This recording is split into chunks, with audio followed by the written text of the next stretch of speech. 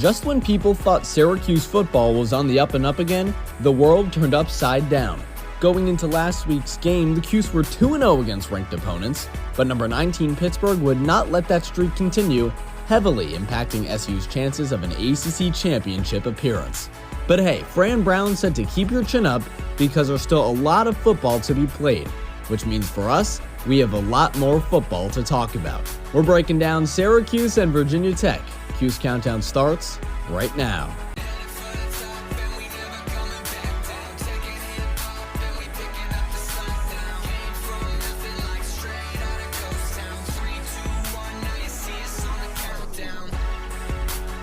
Welcome back into our CitrusTV studios, breaking down everything Syracuse football versus Virginia Tech. Avin here with Luke Burgess and Gino Antimarino. Happy Halloween weekend to you both. Any big plans this weekend?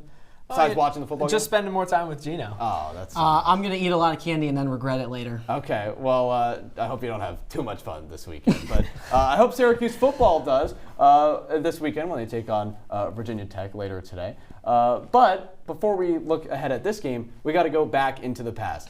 Last week, Syracuse and Pittsburgh played for the 80th time ever between the two programs, and the Panthers had their fingerprints all over that game, becoming just the first team in over 2 years to have 3 pick sixes in a single game and Syracuse lost the contest 41-13. After the game, in his press conference, head coach Fran Brown was so humiliated from his team, he did something that no one would have expected him to say. Take a listen. I have to do a much better job of having our football team be able to be on a big stage on Thursday night in front of the country and play that way. So that's completely myself, and I just truly apologize to everybody that has anything to do with Syracuse. I mean, guys, he apologized. That is not something you want to hear from your head coach, because that means even he acknowledges how bad that loss was. I mean, Luke, Syracuse, how did they lose that badly? Yeah, I mean, really in the thick of ACC play, too. It's the worst time for something like that to happen, right, Gino? And Syracuse right now, obviously the 5 interceptions are what highlights that game. And the Orange on defense really weren't that bad. It's crazy to say that when they gave up 41 of the points, but 21 of those points that Pitt had were on turnovers. And so it's a game that kind of leaves a sour taste in your mouth, but maybe the scoreline's a little bit deceiving. Overall, though, just a really sloppy performance from start to finish, particularly with the offense. Luke, you mentioned it. I think this was a defensive battle. Obviously, you think that, oh, it's not as bad because, Pittsburgh crushed Syracuse, but the defensive teams for both sides were pretty good. Pitt, obviously, the 5 interceptions, 3 pick sixes, 4 sacks as well. But Syracuse forced a 3-and-out on the first drive. Eli Holstein only had 108 yards passing and 20 rushing yards. Desmond Reed with 47 yards on the ground, and Kenote Mumfield with just 1 catch for 10 yards. So it was a defensive masterclass for both sides, I would say. So crazy to see a blowout like this and see that Pitt had less time of possession than Syracuse did on offense. That's crazy. 100%. And obviously the biggest storyline from this game, I mean, you mentioned it, we talked about the pick sixes. You can't mention last week's game or this whole season without talking about Kyle McCord. Obviously, the quarterback unequivocally had his worst collegiate, maybe career performance ever last week against Pittsburgh. 5 interceptions, 3 of those returned for touchdowns. Gino, what happened to McCord against Pitt? Because that was nothing like we'd ever seen or anyone had ever seen from him before. I'll tell you right now, Luke and Adam, he's too predictable, right? It's getting to that point where obviously you want to say if things are working, don't fix it or don't correct it. But now Pittsburgh shows that, hey, we're starting to catch on. And I would say 2 or 3 of those interceptions that McCord threw were just Pittsburgh defensive backs just jumping the pass. I think, obviously, Luke, they're playing in Acrisure Stadium. Maybe go a little bit Ben Roethlisberger style. Throw in a pump fake or 2. Catch that DB jumping up in the play, and then have your receiver hit him on a go route. And that way you catch the DBs flat-footed, out of place. But, yeah, Kyle McCord was just way too predictable in this game. Yeah, right. From start to finish, really just was not good. He said it. This is the worst loss that he's ever suffered in his football career at any time. That's pretty insane to hear a guy say. And one of the games that was one of the bigger games in his career, certainly the biggest game in his SU career. And so, yeah, I mean, it's a building block, I think, for Kyle McCord. He has to learn from this and see what he can take forward because there's still a lot of season left. But it's ugly from the guy who you expect to be your leader, especially on the field with the way that he plays. He's one of those lead by example type of guys. McCord had 300 yards once again this year, but his first game without a passing touchdown. We know Syracuse loves throwing the ball. In fact, Syracuse gets 80% of its yards in the throwing game. But the running game is virtually non-existent. In fact, Syracuse ranks 133 out of 134 in run game percentage. So, Luke, for Syracuse, what do they have to do to get LaQuinn Allen involved? Break it down for us. Adam, Kyle McCord really struggled in the passing game again on Thursday. Syracuse throws the ball over 60 times. McCord threw 5 picks, 3 of them returned back to the house for pick sixes, and LaQuinn Allen not really utilized too much, less than 20 carries on the game. Let's take a look at how that play calling all broke down. We'll take a look at some of the situations. This is a 3rd and 4. Syracuse needs to convert in its own territory, 2 in the backfield. We can let it roll here. So McCord gets the ball, and he's back to pass. Allen becomes a blocker. He finds Trevor Pena in the flat, and he picks up the first down. So that's great, right? Syracuse converts on the down that they need. But the thing is, Allen is not really a threat in this situation right now for opposing defenses because Syracuse throws the ball so much. Let's take a look at another play here. Trevor Pena, he's joyful that he got the first down in this situation. We're going to take a look at a screen play. McCord, once again, in his own territory. This actually on the same drive. He flips it out to Allen. Stop it right here. All this space downfield for LaQuinn Allen is open. That would have been there if he was running the ball as well. They could have picked up a ton of yardage on a 1st and 20 after a penalty set them back. Instead, Allen just picks up a few yards. He goes out of bounds, and suddenly Syracuse is forced into second and forever. It forces you into the pass, which makes Fran Brown's game plan predictable. That's been the problem right now for this Fran Brown-led offense, is that they are predictable because they're in these 2nd and longs, 2nd and mediums, and they're not utilizing Allen's talent. Fran Brown called LaQuinn Allen an NFL running back. If he's an NFL running back, they need to use him more in 1st down, 2nd down, and 3rd down. That's the way it is right now, and Syracuse's offense is looking for answers against Virginia Tech. Guys? And Gino, you heard Luke there, LaQuinn Allen not getting the ball, supposedly an NFL caliber running back. But those stats don't look like what an NFL caliber running back should be getting. Not at all. And I'll take it even a step further, Adam. In the last 3 games, Syracuse rushed for an average of 74 yards a contest. But on the passing game, 340 yards through their last 3. So it's definitely been a really lopsided.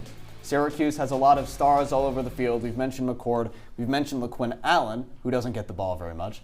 But one of Syracuse's best players on defense just returned. Marlo Wax, star linebacker for this team, a captain for this team, made a surprise return, if you will, last week against Pittsburgh. Wasn't supposed to be ready until this game against Virginia Tech after being out for most of the season so far. But his presence was felt on the defensive end. You mentioned it before, Luke. I mean, the defense played well last game, but because of how bad the offense was, nobody knew. So what is Marlo Wax's impact going to be this week? Right. Well, it starts, first of all, with having Wax back. He has the green dot on, right? So he's a communicator on the field and the guy who's really going to command the defense. They trust him. So that's number one. That's big enough as it is. On top of that, Wax just provides a great tackling ability and a very good read of the game. He has a mature feel.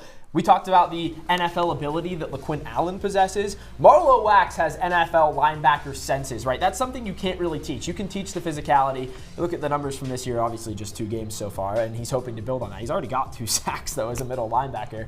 And, yeah, Wax, I think the real presence that he brings as a linebacker is the way that he can move and the way that he can read defenses. Yeah, and obviously Wax is very talented. Finished last year the leading tackler on the team. But obviously, with him coming back, it makes guys kind of shift back to their natural positions, right? Justin Barron was playing linebacker, not a natural position for him. Fadil Diggs also gets moved around, so you get a key piece like Marlo Wax back in the lineup. Everyone kind of shifts back to the positions they know how to play, and it calms everything down a bit. Well, Marlo had 2 bye weeks this season to rejuvenate, to get healthy. Maybe that's why he made his early return. But guys, it's been a real theme for Syracuse since 2020. After bye weeks, they're 1-6 in those games. So they've been starting out slow, and then obviously they got trampled against Pittsburgh last week. And last year when they met Virginia Tech, it was a trampling as well. So what does Fran Brown have to do this time around, Gino, to have it different going forward? Well, I'll preface this by saying since 2019, counting bowl games, Syracuse is 2-10 out of bye weeks. It's just absolutely atrocious. And we talked to Aronde Gadsden this week, and he said, listen, this is going to be resolved. Obviously not this season because there's no more bye weeks. But he said Fran Brown has taken this personal. Maybe you throw in the Michael Jordan quote in there. But no, he is not going to allow this to happen anytime soon. And you would think that they would take that week to rejuvenate and learn from their mistakes, but it's actually, Luke, hindered them more than it's helped them. Yeah, I mean, it was an issue under Dino Babers, and after this Pitt game, Fran Brown said, I know the media is going to make it into a narrative, but it really isn't. Well, that's just not the truth, because it has to be a narrative. It is. When you're struggling in these big games, right? Coming off of a bye week. Maybe he doesn't want it to be a narrative, but it is a narrative. I mean, if you're losing this much, it's going to seep into the greater conversation of the team. Syracuse no longer on a bye week. We're not going bye for too long either. Make sure you stick around and stay with us because we're breaking down the other side of this matchup, the Virginia Tech Hokies. You're going to want to meet them and hear what Syracuse are going to have to do to play against this tough ACC opponents. Stick around.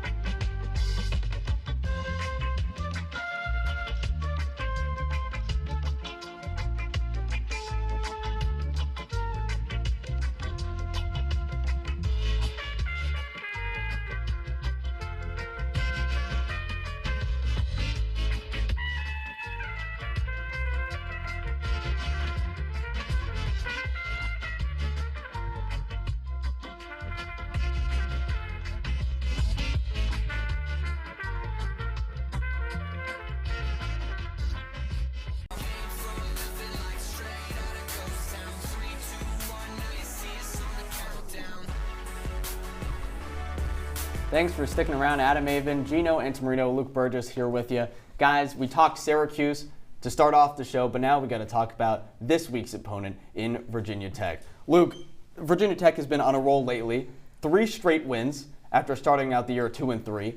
This Hokies team looks like they're on a roll. What should Syracuse fans expect from a team that is feeling some momentum right now? Right. Well, I just want to start by saying those 3 losses that they do have are really not bad losses. A loss to Vanderbilt in overtime in week 1, a Vanderbilt team that's played spoiler to almost every single team that they've played this year and beat. And then you go on, they've lost to Rutgers. Rutgers, that was a close game, a 3-point game. And another loss to Miami in a game that ended in insane fashion. So, yeah, the losses have been fluky. And this is a good team with a lot of talented, skilled players. Fluky Lukey, yeah, I'm going to bounce off of that and say, listen, Virginia Tech and Miami, those losses weren't that bad. As you mentioned, you hit the nail on the head. They almost actually beat Miami, but it was just an overturned call at the end. It wasn't a touchdown pass, but if they did call it a touchdown by Daquan Felton, that would have put them up and won that game against Miami. But the Rutgers game, you can just chalk that up as a bad loss. Under 50% passing in that game from Kyron Jones in terms of completion. So, yeah, just a bad game, but not a bad team. Well, you mentioned it. Not a bad team at all, and their offense has been really good, with the exception of drones passing the football, right? The passing game hasn't been great, and that's because they have a 2-headed monster, guys, in their rushing game. Led by Kyron Jones, who's having a really good year rushing the football, 6 rushing touchdowns himself. Gino, what should Syracuse expect from their running game that has been lethal all season long? Bayshall Tootin, Luke. He has been a guy. Obviously, you got the dual threat, right? But obviously, Tootin is one of the best running backs in all of the country. 5th in the NCAA in rushing yards with just over 950. Last season, he had well under 900 through 13 games played, so a big improvement from Tootin from last year to this year. And when he talked about before the season, he just said the biggest thing he learned heading into this year was just learning to be patient, waiting for blocks to open up, and then attacking, and he's certainly done it all season long. I mean, he's a game wrecker, Tootin specifically. And Drones has a great arm as well. You look at the numbers for him, I mean, 87 carries this year is pretty good. 6 rushing touchdowns, basically half the production that Tootin has. It's almost like having a backup running back, but he has the ability to throw. Obviously, that's the dual threat kind of tandem. But yeah, right. Tootin is a game wrecker, Adam. There's no way around it. 100%, guys. Syracuse's defense has been rough this year, and now they have this 2-headed monster to deal with in Tootin and Drones.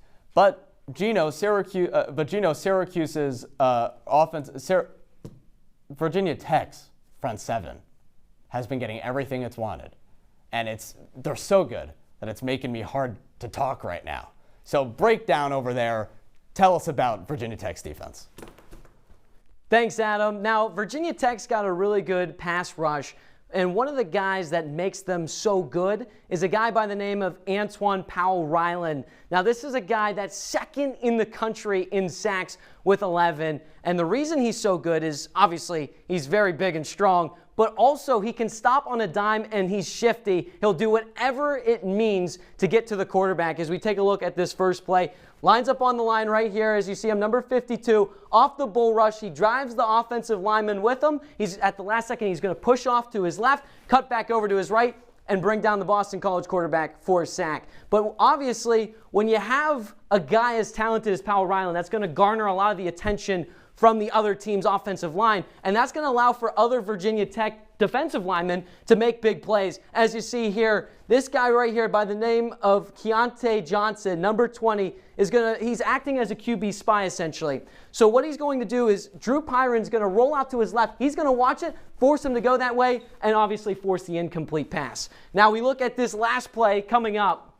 This is cover 0. So what that means is it's man-on-man coverage up the field, but it's a blitz on the quarterback. Guess what? Drew Pyron, redshirt sophomore, he's got to step up and make a big play. He doesn't. Incomplete pass. And Virginia Tech, they provide that pressure not just because they have one guy, but because they have multiple guys that can step up and make big plays. Just like this crew, we got a lot of guys at that table that can make big plays. And Adam, I think you should take it right back. I got my voice back. We're all good. I can speak again. And Luke, you see it right there. Powell-Ryland has been a beast for this Hokies team, and their D-line has been nothing to mess around with. How about Antoine Powell-Ryland, Adam? He has more sacks, 11, since he transferred to Virginia Tech, 11 sacks this season, than Florida's defense in its entirety in that time span. So this guy has been a game wrecker. Gino mentioned the double teams that he draws, how hard he makes it for opposing offensive lines. But yeah, I mean, there's not enough that can be said about this guy. He forced a fumble against Syracuse last year as well, so I'm sure he's going to want to continue that streak.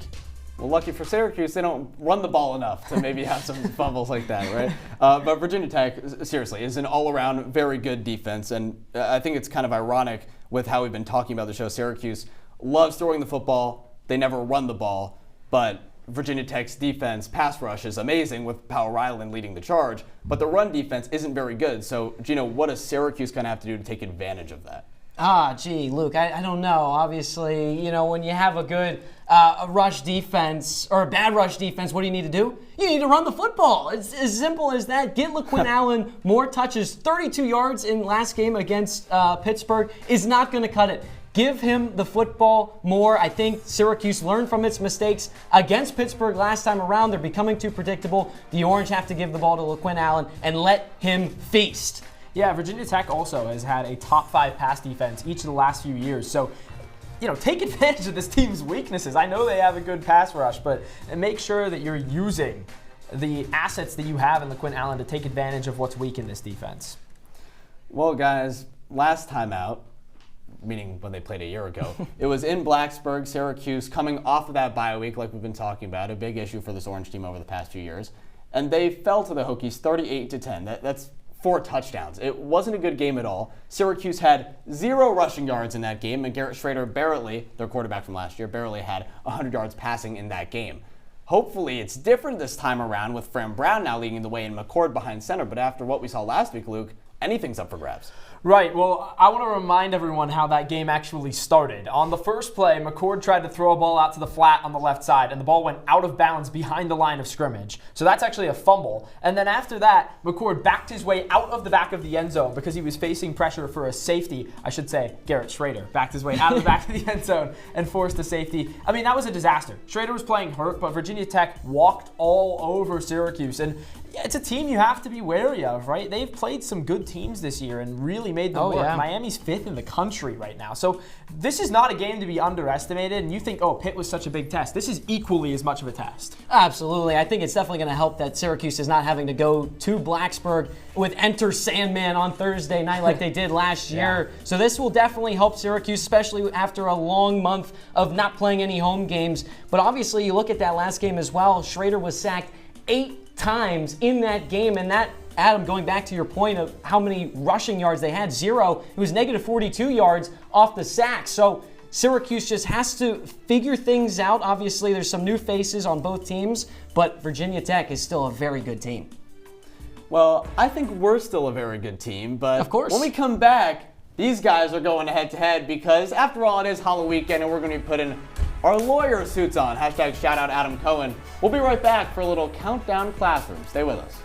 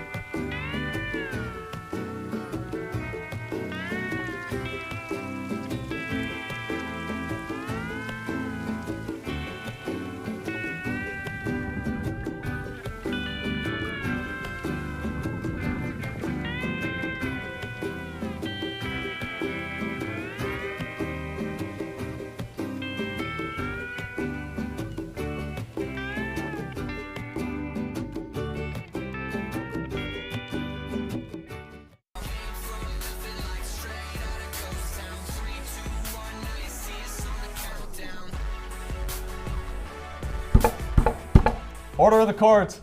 Order of the courtroom. Welcome back to the CitrusTV studios. Adam Avin here with Luke Burgess and Gino Antimarino. And like I said, we're going to be playing a little game because last week's loss was terrible. Yeah. And you guys, I heard, feel pretty passionate about some of the players, some of the things surrounding the program. So today, we're playing Countdown Classroom. Luke and Gino put on their lawyer hats. You guys are going to be suing some people, I hear. And I need some money, Adam. All right. Well, you're trying to defend some people or prosecute some people. Sure. So it's not, all right. But you'll still get your cut anyways. Either way, we still got to start with the guy we've been talking about all show, Kyle McCord. And I hear someone is persecuting him for robbery. Yeah, I'm persecuting Kyle McCord, prosecuting Kyle McCord for robbery against LaQuint Allen because they haven't been giving him enough touches this season, Gino.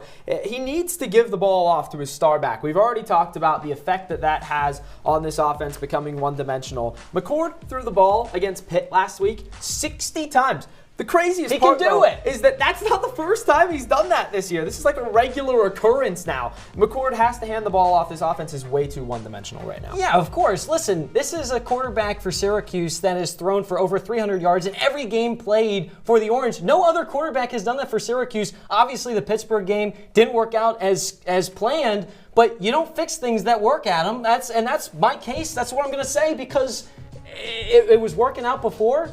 Now, maybe you got to switch things up. But I'm saying that McCord, he's innocent. Look, I hear you. McCord is innocent because he's not the one who's being told to run or hand the ball off or to throw it. But we have been talking about how his decision-making has been a little bit questionable and predictable, and that's why, Luke Burgess, you do win that first case, so congratulations. But like I just said, there is a guy telling Kyle McCord what to do, and it's the new head coach, first-time head coach, Fran Brown. Gino, is he a fraud this early in the season? Yeah, I'm suing Coach Fran Brown for being a fraud. Listen, Luke, I am sick and tired of bad losses. The loss to Stanford. Stanford is 15th in the ACC. Their only win was against Syracuse, Luke, and that was off of a bye week for the Orange, right? And so when you look at this team, who's calling the shots? It's Fran Brown. I'm sick and tired of after that loss and then after the Pitt loss, him taking the blame and saying, oh, I'm sorry, this, that, or the other. I don't care about excuses, Luke. I care about results.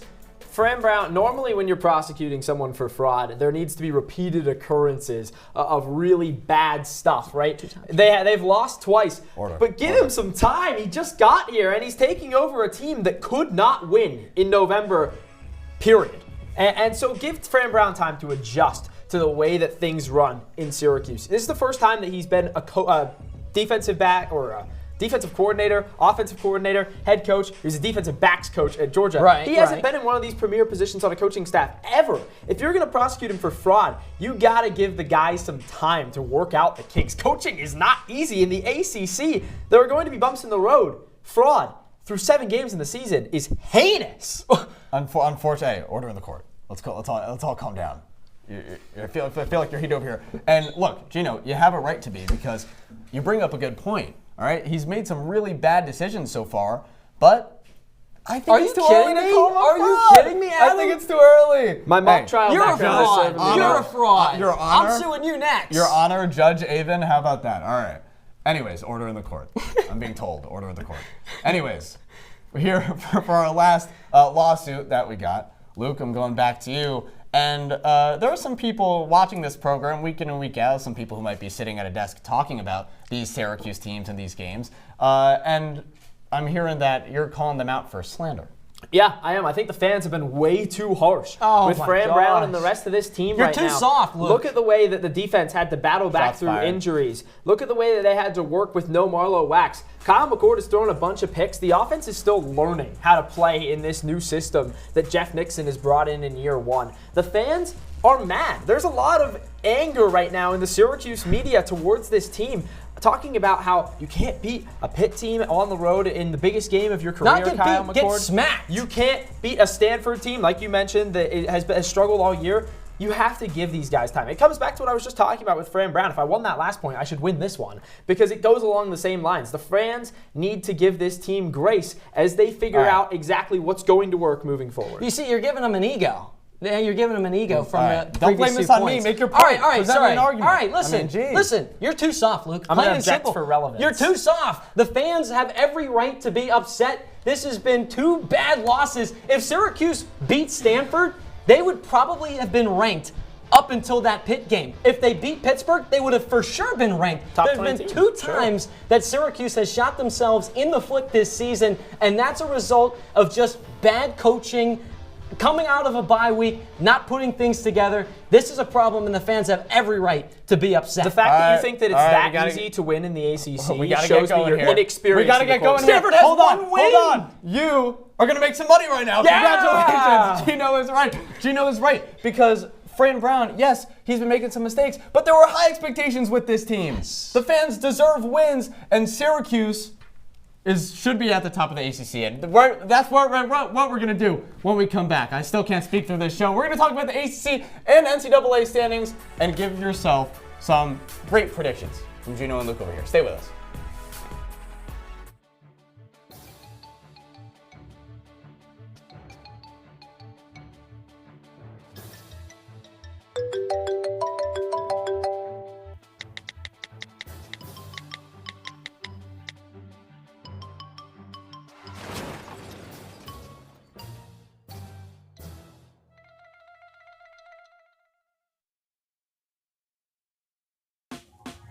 Last week, Brandon met a girl on a dating app.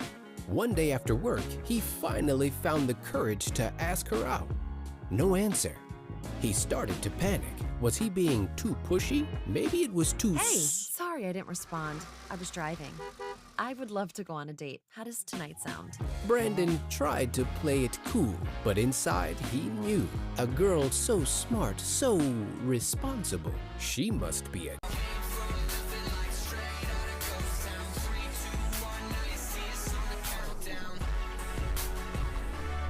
Adam, Avin, Gino, Antimarino, and Luke Burgess here with you, breaking down everything Syracuse and Virginia Tech. We had a lot of fun in that courtroom, but we got to talk about what Syracuse lies this year in the ACC standings. Let's take a look at what we got. Syracuse down now. They're 5-2 in the year, 2-2. What do you guys think? Yeah, there's a lot of work to be done if Syracuse is going to make any type of push for the ACC. The teams that really interest me, Miami, Pitt, I think they can make a real push toward the end of this season.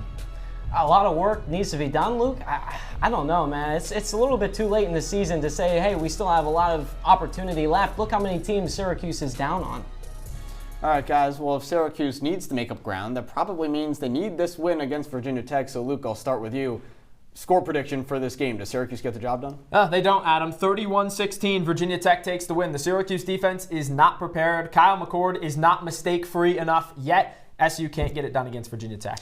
I'm going to say Syracuse takes it 28-24. I think that they're going to bounce back. I think Coach Fran's going to get his guys under control. They're going to come out against a good Virginia Tech team and make a statement. I say that Syracuse is going to win as well, Gino. We've been on the same page all day long. Not in the court game. The last question we were. But I think Syracuse wins 30-28, and I think Fran Brown gets his team back in the win column. It's no longer a bye week. Enjoy the game, everybody. For Adam Avin, Gino Antimarino, and Luke Burgess, enjoy the game.